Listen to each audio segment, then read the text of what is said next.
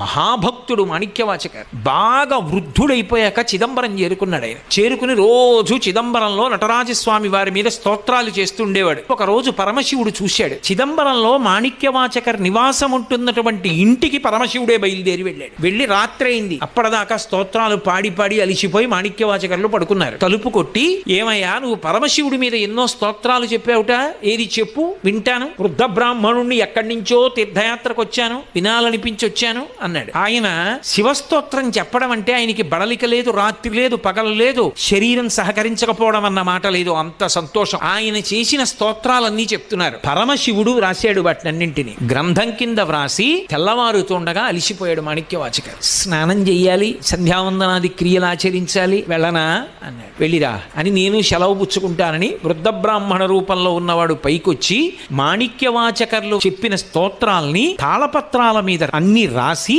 వాటికి తాడు కట్టి చిదంబరంలో ఆకాశలింగం ఉన్నటువంటి ద్వారం దగ్గర పెట్టేసి దాని మీద నందీశ్వరుడు యొక్క ముద్ర గుద్ది వెళ్ళిపోయాడు. తెల్లవారుజామున అర్చకులు తలుపులు తీయడానికి వచ్చారు. ఏవో తాళపత్ర గ్రంథాలు ఉన్నాయి, ఎత్తి చూశారు. దాని మీద నంది ముద్రలు ఉన్నాయి. అమ్మ బాబోయ్, నంది ముద్రలు ఉన్నాయి, రాత్రి ఎవరు పట్టుకొచ్చి పెట్టారోనని తెల్లబోయి జాగ్రత్తగా విప్పి చూశారు. పరమశివుడి మీద స్తోత్రాలు, అందులో కొన్ని గుర్తుపట్టారు మాణిక్యవాచకర్లని. అందులో